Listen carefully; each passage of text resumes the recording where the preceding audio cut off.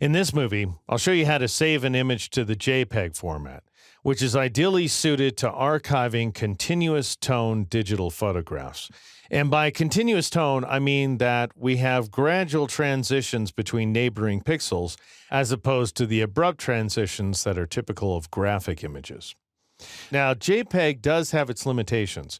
It is in no way, shape, or form capable of saving layers, nor does it support transparency.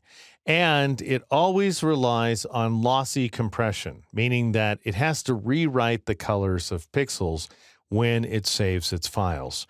But in return, you get much smaller file sizes.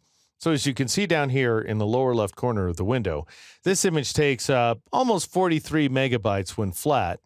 And then this value after the slash tells us that it takes up 166 megabytes in memory with layers. On disk, the native PSD file weighs in at 140 megabytes, so a little smaller than a layered version in memory thanks to the PSD format's lossless compression. Whereas the highest quality JPEG file takes up less than 9 megabytes, or about 6% of the size of the layered PSD file. And if we were to really amp up the compression, we can get it down to less than 1 megabyte. And I'll show you what that looks like. So the first thing you want to do is go up to the File menu and choose the Save As command, or again, you can press that really useful keyboard shortcut of Control-Shift-S or Command-Shift-S on the Mac. And then I'll go ahead and change the format to JPEG, just plain old JPEG, not JPEG 2000 or JPEG Stereo. Those, to say the very least, are not in common usage. You want just standard, regular old JPEG. And then I'll go ahead and click on this file that I'm going to replace, York Minster Facade. Now again, notice that all the options are dimmed and as a copy is turned on because you do not have the option of saving alpha channels or spot colors or layers or any of those things. You can save path outlines along with JPEG files, by the way, but that's about it. And so next, what I'm going to do is click on a Save button in order to save that image, and I'll click on a Yes button in order to replace the existing file. Now notice at a quality setting of 12, which is the absolute maximum, we get this little preview that's telling us that the file is going to be about 8.7 megabytes, which is really quite accurate. It's 8.75. But for the sake of demonstration, I'm going to crank this quality slider all the way to the left for a quality setting of 0. And then I'm going to zoom in by Control Spacebar clicking. That's a Command Spacebar click on the Mac. And here I am zoomed in at 500%. Notice that Photoshop is breaking up the image into 8 by 8 pixel squares. So 8 pixels wide, 8 pixels tall. And what it's trying to do is maintain the color of the top left pixel in any given 8 by 8 pixel square. And then it modifies the colors of all the other pixels based on that one. And so as you can see, we get some really weird looking transitions. And again, this is a function of a very low quality setting, but notice that we're able to get the file size down to 621K. So quite a big difference from the 43 megabyte number associated with the flat version of the file in memory.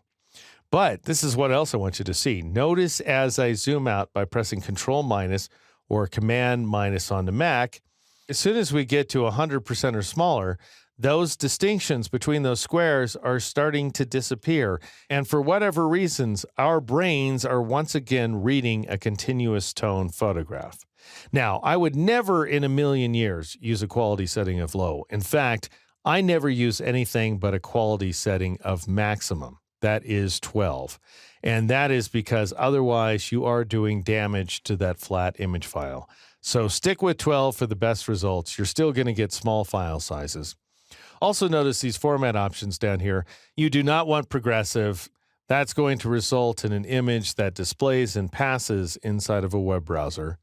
Baseline standard is just fine, but notice that the file size gets a little bigger when that option is selected.